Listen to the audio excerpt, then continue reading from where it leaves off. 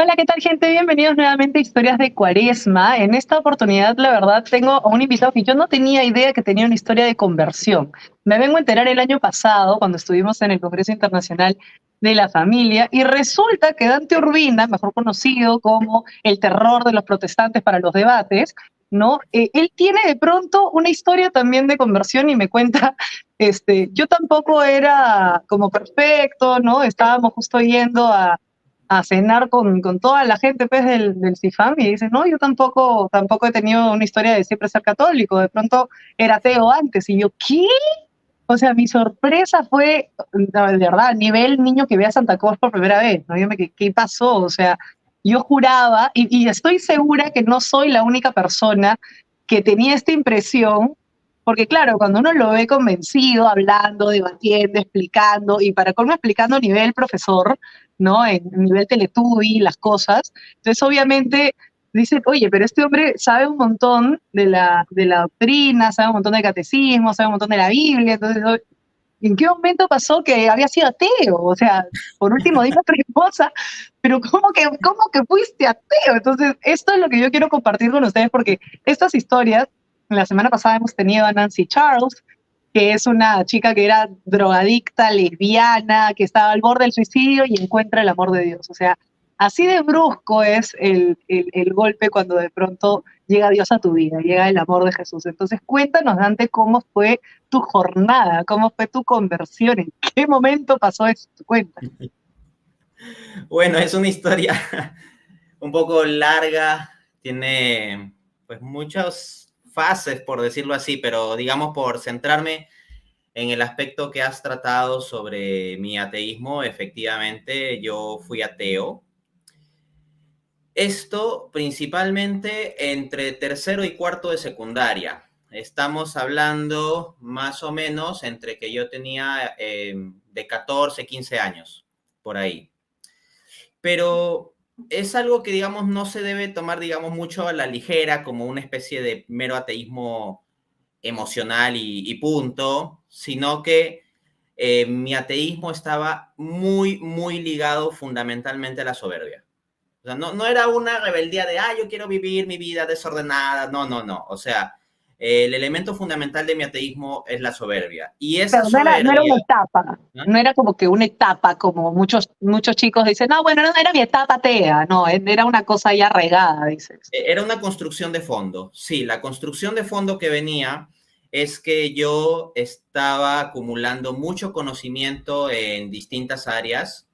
Primeramente, lo que es la gramática. Yo, cuando tenía 10 años, leía textos universitarios de gramática y puedo decir con total sinceridad que sabía más de gramática que la profesora, al menos que en primaria, me estaba enseñando de gramática, ¿no?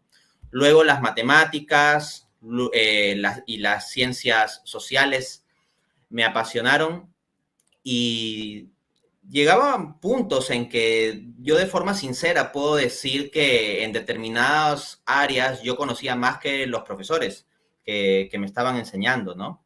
Y por supuesto estaba en general bastante por encima de mis compañeros de clase. Entonces, esa acumulación de conocimiento me llevó a una actitud de una soberbia muy, muy grande, muy grande. Y aparte de eso, yo era una persona sumamente agresiva con los demás. Yo inicialmente era un niño tímido, era un niño bastante tímido e introvertido, hasta que cuando yo tenía 8 años, más o menos 7, 8 años, mi papá me inscribió en karate.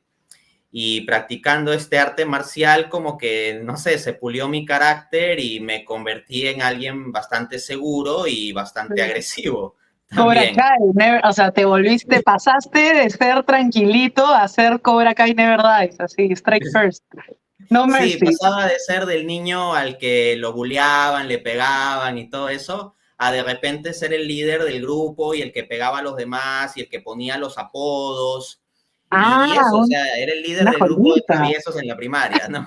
Así. una joyita, claro. Sí, y ojo con eso, porque alguno podría pensar, y este aspecto no lo he contado tanto en mis relatos sobre mi historia de conversión.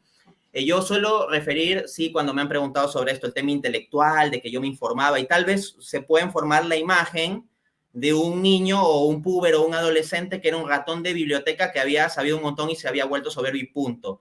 Y no, a eso le tienen que agregar, no, que no era un ratón de biblioteca, o sea, era un muchacho revoltoso en el salón que molestaba a todos, ponía apodos, se peleaba físicamente y tal era la agresividad que yo tenía que pues me metía contra cualquiera. Y esto literalmente quiere decir que si había alguien pequeñito, débil que se metía conmigo, le rompía la cara.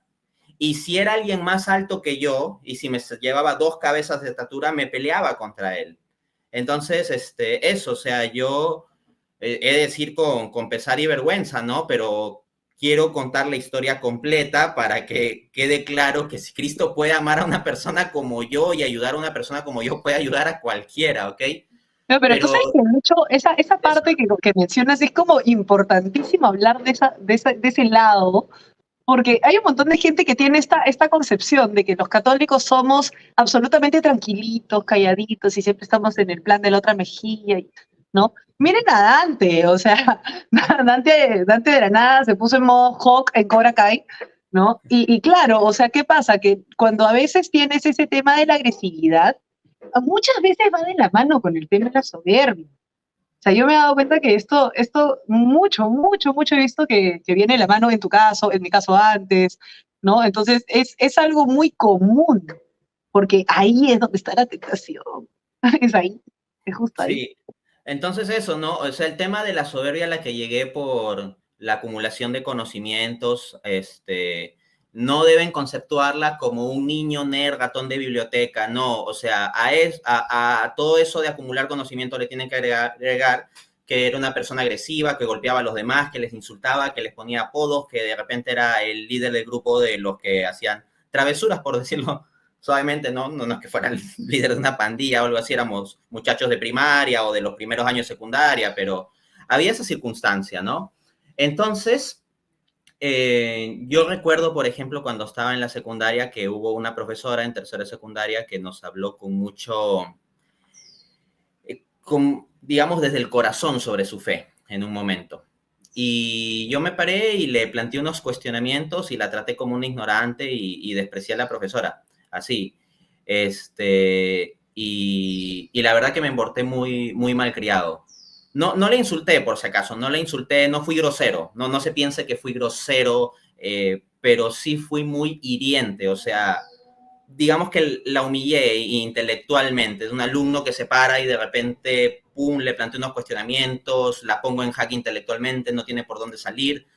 Eh, es como que en cierto modo me burlo de la profesora, sin directamente burlarme, pero o sea, la pongo totalmente en jaque, ¿no? Y ella nos estaba expresando, como digo, su fe desde su corazón, de modo sencillo, y yo traté todo eso como una tontería. En mi etapa de ateísmo, por tanto, yo veía la fe cristiana como una tontería, no solo a nivel intelectual, sino sobre todo a nivel vivencial. O sea, para mí, los valores de verdad que constituían la vida era el egoísmo, la soberbia, el honor, la voluntad de poder, todo eso lo que resalta el filósofo Friedrich Nietzsche. Pero por si acaso yo no era un puberto que leía Nietzsche y me dejé engatusar por Nietzsche, por moda, no. Yo tenía todo ese tipo de pensamiento que plantea Nietzsche en su libro Genealogía de la Moral antes de leer a Nietzsche. Yo leía a Nietzsche al año siguiente de que yo pensaba ese tipo de cosas. Entonces yo consideraba el cristianismo como una moral de esclavos, que eso de poner la otra mejilla, la humildad, la paciencia, el amor, el servicio, para mí eran pues tonterías, y más aún la forma católica del cristianismo, que entre los que salta son a los santos, que estas virtudes, paciencia, humildad y solidaridad, etcétera, brillan mucho en ellos, pero para mí pues eran simplemente tonterías a despreciar, las creencias cristianas, cosas de gente débil, y las creencias cristianas, asuntos de viejecitas y punto, ¿no? Esa era la situación de ateísmo en que estaba yo. Oye, qué fuerte lo que comentas, ¿sabes por qué? Porque de hecho esto cuando llega, digamos, pasa muy seguido que entre más se forman en la filosofía fuera de la cristiandad, creen que son superiores a los cristianos, como bien dices, sencillos.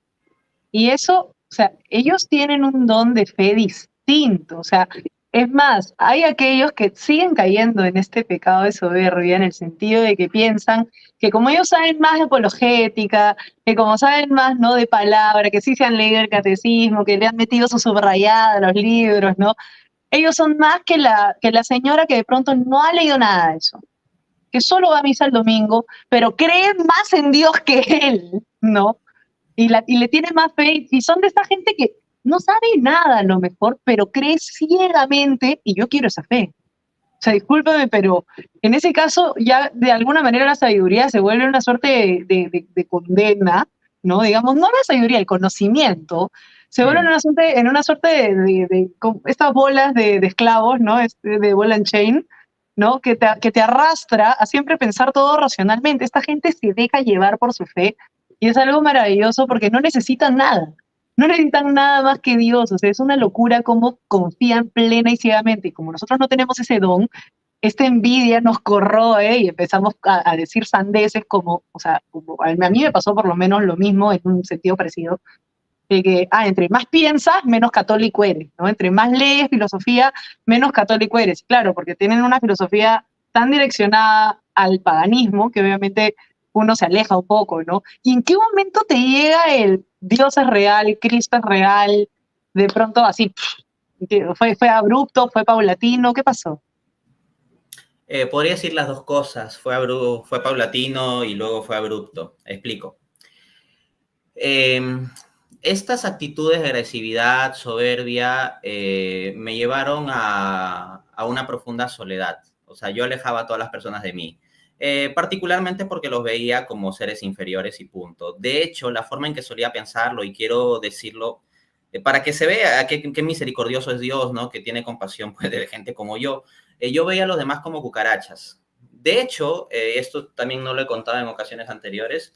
Yo solía en esa época, en tercera de secundaria, pararme en las horas de recreo, cruzado de brazos, en alguna columna, y simplemente me ponía a pensar en mis cosas, y cuando veía pasar a los demás, los veía como si fueran cucarachas.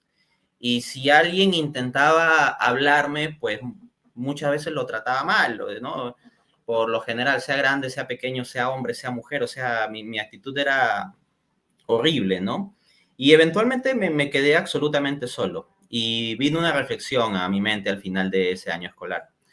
Me dije, eh, me encuentro con que estoy absolutamente solo y mi vida no tiene sentido adicionalmente. Porque me di cuenta que ese solo hecho de vencer a los demás, pisotear a los demás y todo eso funciona como objetivo, funciona como una dinámica, pero es realmente un propósito, en el sentido fuerte de una palabra, de propósito de vida, el simplemente demostrar que soy superior y puedo pisotear a los demás y a mis profesores o a mis compañeros los puedo pisotear intelectual y físicamente. Esto es un propósito de vida, y no, realmente no es un sentido de la vida. Por lo tanto, me dije, voy a darle sentido a mi vida. Y el sentido de mi vida va a ser buscar la verdad y encontrarla. Pero para encontrar la verdad hay que destruir primero la mentira. Y la mayor mentira que existe es la Iglesia Católica. Mi punto de partida en las investigaciones sobre filosofía y teología que realicé era destruir el catolicismo como vía intermedia para llegar a la verdad. Y por lo tanto me puse a investigar diferentes corrientes de pensamiento filosófico, teológico, marxismo, liberalismo, ateísmo, agnosticismo, anarquismo, etcétera, budismo, hinduismo, islam, judaísmo, y dentro del propio cristianismo también diversas visiones, autores protestantes, los ortodoxos, testigos de Jehová, adventistas, ¿no? Que son sectas de vinculación cristiana, ¡Qué etcétera. Entonces me locura! O metí a sea, no investigar eras, todo el mundo. o sea, que digamos Dime. que ni siquiera eras simplemente ateo, sino que te habías propuesto fielmente destruir a la Iglesia Católica. Oye, qué fuerte, tío. Sí, ese era un ateo particularmente anticatólico, ¿no? No simplemente un ateo de, Dios no existe y punto. No, no, no. O sea, se la tenía jurada la Iglesia Católica porque sentía como que la moral que propugnaba el catolicismo, y no me refiero a la moral sexual o algo así, que muchos piensan que los adolescentes necesariamente tienen que reducirlo a eso. No, para mí el principal problema de la moral católica es que propugnaba la humildad. A mí lo que más me chocaba de la moral católica es que propugnara la humildad, y la insistencia en la humildad en la visión católica es fuerte. Yo no digo que los protestantes nieguen el valor de la humildad, pero vamos, si comparamos qué nos presenta la visión católica con los santos, con su tradición espiritual, con los escritos de los santos sobre la humildad, no es un énfasis tan fuerte como uno suele ver en autores protestantes. Repito, no estoy diciendo que no exista esto en el protestantismo o en autores protestantes o pastores que prediquen sobre la humildad, pero a lo que quiero hablar es de los énfasis. Y si alguno piensa que es el mismo énfasis, es que no conoce la literatura espiritual católica. Bueno, en ese momento, para mí, hoy en día, que yo lo veo con tanto amor, con tanto aprecio esa literatura espiritual, para mí en ese momento era vomitivo. Y era vomitivo eso porque yo mismo era vomitivo, el problema era yo. Entonces eso, era un ateo fuertemente anticatólico, pero lo que yo sí quería era hacer un trabajo intelectual serio, no tonterías. Y por lo tanto me puse a investigar seriamente sobre la postura católica y en medio de eso me encuentro con Santo Tomás de Aquino, con la Suma Teológica de Santo Tomás de Aquino, y al comenzar a leerla sobre las cuestiones de la existencia de Dios y después de más puntos que desarrollaba, me dije, wow, acá hay una profundidad intelectual enorme. Entonces, si yo quiero destruir el catolicismo, el enemigo a batir es este. O sea, para mí el punto no era refutar a los católicos diciendo, ustedes adoran yesos o tonterías así. No, o sea, yo quería ir a la profundidad intelectual de fondo, ¿no? Y en medio de eso, investigando más la Suma Teológica, me comenzó a fascinar y me dije, esa verdad que yo busco no está en lo que he leído de Lutero, ni Calvino, ni en del budismo, ni en el anarquismo, ni en Marx, ni en Hegel, ni en Nietzsche. Esa verdad que yo tanto busco parece que está aquí. Pero claro, lo curioso es que estaba en el principal teólogo de la Iglesia Católica, y eso fue un proceso chocante porque yo buscaba destruir el catolicismo y comencé a leer a Santo Tomás para destruir el catolicismo y encontrar así la verdad, y me terminaba encontrando con que la verdad que buscaba estaba en el catolicismo como me lo estaba presentando Santo Tomás. Entonces puedo decir que fue un proceso, duró algunos meses de una investigación muy intensiva. Me puse a investigar bastante y claro, alguno podría desdeñar, bueno, pero es un jovencito que está investigando. Ok, pueden pensar así si quieren, pero permito agregar el dato de que yo en 2017 fui seleccionado entre los mejores jóvenes investigadores del mundo en un competitivo concurso internacional para participar de la reunión de premios Nobel de Economía. Entonces, sí, era un muchacho investigando, ¿no? Pero digamos que puedo dar esa referencia. Dedicaba prácticamente todo el día a investigar fuera de las horas de clase, comer y dormir, ¿no? No, y además, o sea, hay gente que se olvida, o sea, discúlpame, ¿no? Pero, digamos, cuando no había tanta expectativa de vida, gente, los grandes matemáticos, los grandes filósofos, los grandes pensadores, los grandes todo, eran recontra jóvenes, porque se morían mucho antes, por si acaso. Entonces, esto de estar invalidando a los jóvenes que investigan, a los jóvenes que leen, a los jóvenes que hacen, solamente por el hecho de ser jóvenes, es una reverenda tontería. De hecho, es esta clásica superioridad de que, bueno, yo soy mayor, yo soy grande, tú pequeña, te me callas como el papá de Matilda. Y así no funciona. Así no funciona. Porque de hecho puede haber este tipo de casos. Y como dice Dante, hay concursos, hay libros publicados por jóvenes más adelante. O sea, este chico, el beato Carlo Útil. Acuti, Carlo Acuti era un chico jovencito. Y dime tú que no era sabio el niño. O sea, por favor, Santa Rosa, desde chiquilla, o sea, era súper joven. Entonces, o sea, si vamos a empezar a juzgar a la gente por la edad, me parece de verdad, o sea, por demás, una ridiculez, al contrario. Ese es el momento en el que uno empieza a forjar identidad y está en todo este asunto de buscar cuál es la verdad. Y todos pasamos por esa, adolecemos esa crisis, por eso se llama adolescencia. Pero genuinamente la crisis no es solo sexual, ya la redujeron solamente a eso. ¿No? Ya los jóvenes solamente están pensando en la restricción de edad de cierto sitio web, ¿no? Y ya está, pues, ¿no? Y es como, no, en realidad los jóvenes lo que quieren son respuestas. Y están adoleciendo de una serie de crisis de preguntas y cosas que es la transición natural a la adultez. Entonces, si estás en ese proceso y estás investigando, ya estás un paso más adelante que el resto. O sea, de arranque ya estás en un paso más adelante que el resto. Ahora, que te encuentres con la verdad investigando para destruir algo y te conviertas en lo que estabas jurando destruir, eso debe haber sido un choque bien fuerte. Sí, sí, efectivamente, pero fue un proceso paulatino. Cada vez más me daba cuenta, oye, acá está la verdad, al final de cuentas. Y prontamente, luego de algunos meses, ese proceso se hizo cada vez más rápido. Llegué al convencimiento de que el catolicismo es la verdad. El punto es que yo suelo referir esto como mi convencimiento, o sea, como mi asentimiento intelectual a que las proposiciones de fe católica son verdad y el catolicismo como conjunto es verdad. Pero eso no es lo mismo que una conversión, eso es simplemente un convencimiento intelectual. Y ese convencimiento intelectual en mí fue un proceso paulatino. Pero lo que yo puedo llamar mi conversión vino un poco después. Cuando yo llegué ya claramente al convencimiento intelectual de que la fe católica es verdad, dejé la investigación, digamos, con enfoque intelectual y comencé mucho la lectura y meditación en un sentido espiritual. O sea, me comencé a preguntar qué quiere Dios de mí, qué quiere Dios decirme.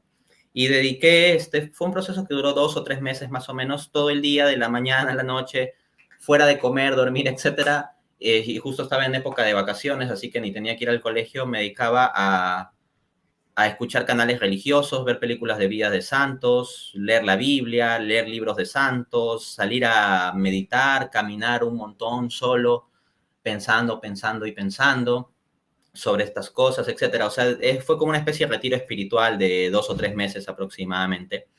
Y el día 14 de febrero del año 2007, Dios me regaló mi conversión, porque la conversión es un regalo, no es una cosa como que uno construye como si fuera a armar un robot.